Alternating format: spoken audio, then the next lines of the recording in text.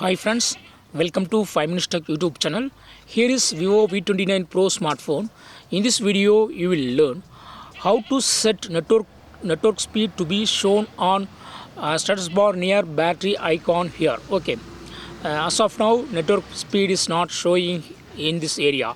If you would like to set network speed to be shown here, yes, you can do it. What you do is just go to settings of your phone here, then go to display and brightness, and here select status bar, and here just turn on this button, show real-time network speed.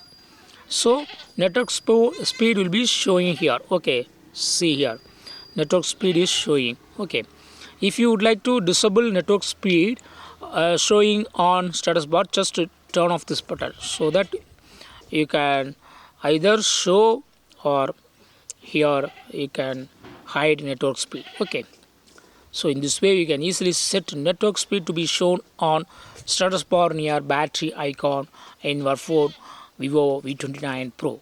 That's all friends, thanks for watching, bye.